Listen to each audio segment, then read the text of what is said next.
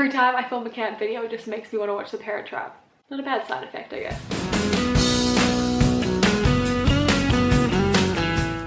Hey guys, welcome to my channel, or welcome back. Wait, no, what? Hey guys, welcome back to my channel, or welcome if you're new. My name is Ali, and if you couldn't guess by the title and the old daggy t-shirt I'm wearing, today we're doing another camp video. So this is by far the most requested video that I have, and that is to do sort of a preparation for leaving to go off and be a camp counselor or work overseas video. A lot of you guys have asked me about like what to pack and what to take and that kind of thing, so I'm going to show you at the very end exactly specifically what I'm taking, and before that I'm going to answer all of the questions that you guys have had, so let's do it. Okay, I love this question because it made me think of my first time coming to camp.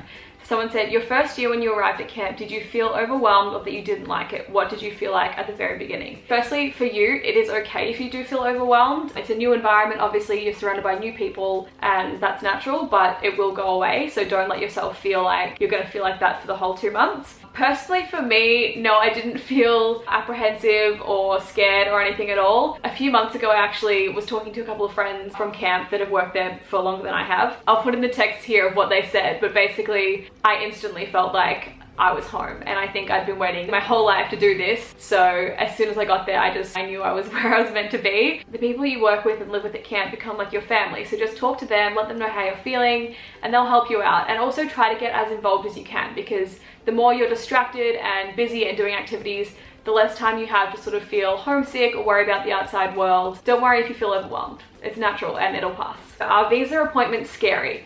No, like there's nothing to be scared of. I just find them a bit intimidating because it's such a big step, and it's obviously like you need that visa to go and work overseas, but there's nothing to be actually scared of. You just take all the paperwork that you need and they ask you questions for like a minute and that's about it. So there's nothing actually daunting, it's just the idea of it, but like as long as you're prepared, it's fine, it's a breeze. What do they ask you at customs when on a J1 visa? That is a great question. So they ask you like your purpose in the States, so why you're there to work, where you're working, what you're doing, if you know your rights, and most importantly, you need to know the address where you're staying that first night in America, so just memorize that or write it down. Again, American customs can be kind of intimidating too, but you're not doing anything wrong, so just, you know your information and you'll be fine. What is it like to be a general counselor? Pros and cons of what you do. Okay, so being a general counselor, I think it's the best job because I get to do everything at camp, really. I get to go around with my girls, take care of them all day, and also participate in whatever activities they're doing. So I could do arts and crafts, and then basketball, and then kayaking, and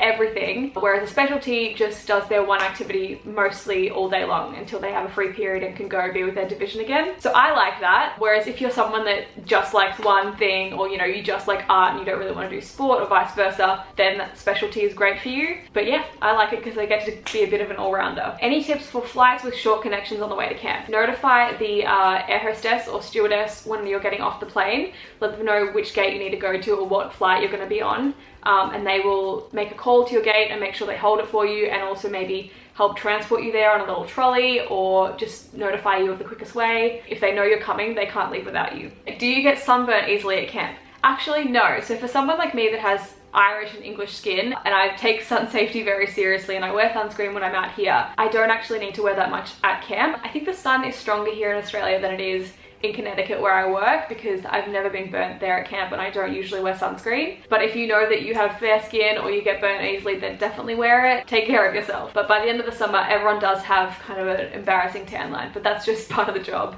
The best vegan chocolate to make s'mores with. There is a time and a place for expensive, decadent chocolate in life.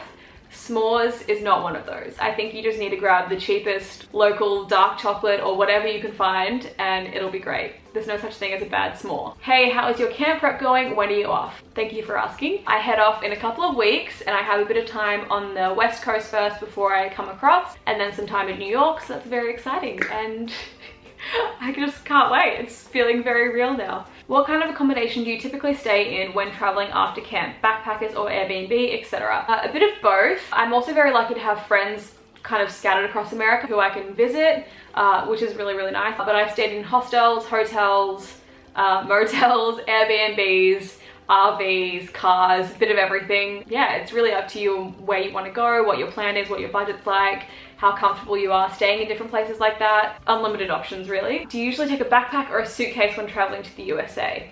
I will show you.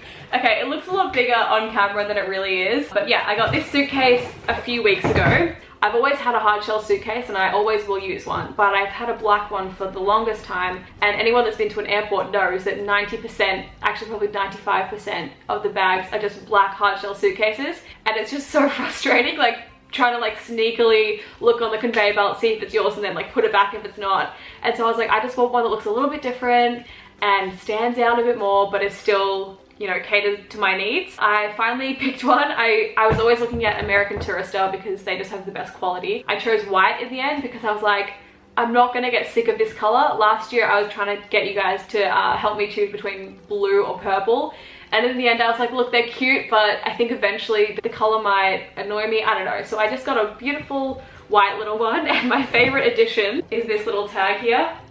Obviously that's optional but recommended. So yeah, I like a hard shell suitcase just because I think you can fit more, it's easy to wheel, and especially if you're going to camp, you're going to be staying in the one place for 2 months and not touching your suitcase. If you were, say, like going across Europe and like moving every single day, a backpack's great because you can easily carry it on your back, obviously.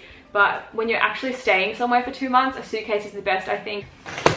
I'm so excited now. Something I wanted to know my first year is, what is the best way to travel post-camp? Enjoy camp, have the best summer. Thanks, Robert. There's really no right answer to that. It completely depends on what you like doing and what you want to do. For example, my first year I went to Oregon and then California and then New York twice. I ended up going back to New York. And yeah, I really loved that. I did a bit of travel with a friend from home and I visited some other friends. And then my second year I did a road trip in a huge like motorhome with a bunch of my camp friends and another friend from New York. And so we did sort of Arizona, Utah, Nevada, California. We visited the national parks and I love that. This year, I don't know, I'm kind of thinking maybe I want to go visit the deep south, but maybe I also want to do like Idaho, Montana, Wyoming, or maybe I want to go to Canada. I really don't know. But I would just say wait until you're at camp to organize all of that stuff. Obviously it gets a bit more expensive the longer you wait, but you're gonna make friends at camp that you're gonna want to travel with. So just hold off and see what other people are doing, see what you feel like doing. You might get inspiration from someone. And yeah, there's just so many unlimited options of what to do. You could even get a train across the country from the east coast to the west. That would be kind of cool. You can do tours. There's just so many options. Do you fly with budget or more mainstream airlines, especially for long haul flights? So I was talking about this on my Instagram story last night actually. Basically, my rule of thumb is if it's a domestic or short flight, I'm gonna fly with anyone. I'll pretty much take just the cheapest flight that I can get. Whereas if it's an international long haul flights, like 14 hours, which is from Melbourne to LA, I typically tend to go with an airline that I am familiar with and comfortable with and know that they're, you know, spacious and good quality and will give me meals and like have a screen and things like that. Whereas if it's just domestic, any local flight is fine. And also if you see a cheap fare for an airline that you don't recognize or haven't flown with before, I just always do a quick Google search and read some reviews, read some forums, just to make sure it's legit and that it's, you know, it's gonna be safe, just for some peace of mind. Okay, so a lot of you asked how much money I spent on post-camp travels, and it's very hard to answer that because things were booked sort of along the way, but our main expenses were just RV hire, flights. So we flew from New York to Phoenix, Arizona, picked up our RV, bought like $100 worth of groceries, and then just kind of drove, you know, across the states. Everyone's plans are going to be completely different. You can do it as budget friendly or as expensive as you want. For example, we visited Yosemite National Park, but we stayed just outside the park, and it, you know, only cost us maybe like $30 a night, I think, to stay at that caravan park, and then we just drove in the morning. Whereas, you know, you could stay at a lodge in Yosemite for like $100, $200 a night. So it's there's a big leeway when it comes to budget and what you want to spend. Did anyone come to camp with a boyfriend or girlfriend back home? Did they find it hard to be away from them, especially like a place like camp where it's important to disconnect and be present? Yeah, a lot of people do, and that's fine. A lot of my friends had partners back home, and I don't think it detracted from their experience at all. Obviously, being in a long distance relationship is hard, but I do think, you know, the best thing to do is just be as present as you can and spend time with people around you, and then you got something to look forward to going home. So it's not a big deal at all. What does a typical camp day look like? I actually run through that in one of my other camp videos, so I'll link that down below. Actually, I'll just link the whole playlist because I've got a whole series of videos on this. How did you find your camp, or what made you decide to go there? So I actually went through an agency called CCUSA. They're an agency and an official J1 sponsor, so that's kind of how you get your visa to go to camp, and they also find the camp for you to work at. So basically you do an application, you go through that process, and then you have an interview, and then they find the camp that's the best fit for you. So mine is in Connecticut and I love it. I'm going back for the 3rd time. I definitely recommend CCUSA. Before I went my first year, I did extensive research into which one was the best one, and they had the highest success rate, the best pay. All my friends have been with them before, and now that I've been with them, this is my 3rd time using CCUSA. I have only good things to say. I can't recommend them enough. They've been incredibly helpful throughout the whole process, so I'll definitely link them down below if you guys want to check it out. If you want to go next year, I really recommend it. Do you have any advice for solo travelers? For example, how to stay safe and what to do if you feel like you're lonely or missing out. Hostels are great for that because you're surrounded by people, also fellow solo travelers. You can make friends, you can go out and make travel plans with them and go and do things, so you're really not solo traveling then. You're never really alone, even if you're solo traveling. Like, you can meet people in cafes, hostels, restaurants, bars, you know, anywhere. So as long as you're open to speaking to other people, you'll easily make friends. And as for staying safe, I think it's just really important to, you know, trust your intuition, trust your gut. If something doesn't feel right, don't do it. But honestly, I've traveled on my own a lot and I've never really felt unsafe. Last year I was in New York in a friend's apartment, and I think I left his place at like 3 a.m. and went back to the East Village, from Midtown to the East Village, and I felt completely safe. I felt safer there at 3 a.m. than I would in Melbourne at like 10. So yeah, the more populated the area, I think the more safe you will feel and also be. So what things would you recommend doing alone in New York or America, and what would you recommend doing with friends? Definitely Central Park. It's cliche, but it's cliche for a reason. It is so beautiful. Just go and spend the day there, have a picnic in Sheep's Meadow. That's my favorite little spot. Go out on the lake if you want to, go and get a little rowboat. See a Broadway show if you can afford it. Go and see Dear Evan Hansen. A lot of people go to the Empire State Building. I prefer the top of the rock, which is Rockefeller Center, because then you can see over Central Park and you can see the Empire State Building, and it's got a gorgeous view. Go thrifting in New York, go to Champ's Diner, just eat everywhere in New York. Go to the national parks. America has, I think, over 50 national parks, and they're all beautiful. I especially love Yosemite National Park, also Yellowstone, Bryce Canyon, Zion, Shenandoah, Monument Valley. Wherever your camp is, see in the surrounding states what national parks they have there, because it is so affordable and so beautiful. And I feel like if you're going to be in America, you don't want to miss out on seeing those, so try and fit that into your itinerary somehow. Okay, so now this is the part that you guys have all been asking for, and I'm going to show you what I actually pack. I've mentioned in a previous video that your camp will send you a packing list with exactly what you need to bring, but I'll show you what I'm taking just for your curious little minds.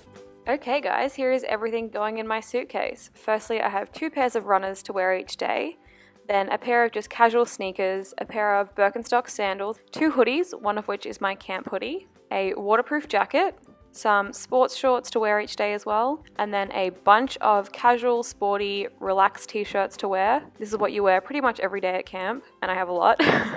2 pairs of one-piece bathing suits, some denim shorts and overalls for days off, a couple of dresses for days off as well or nights out, pajamas of course, my toiletries, a book, my journal, a bunch more t-shirts, bonus points if these are your camp colors or tie-dye, 2 caps, a pair of sunglasses, fairy lights to decorate your bed area, a camera, some leggings for nighttime, zany colored clothes, some dresses or extra clothes for traveling, underwear of course, and finally a backpack for days off and more travel.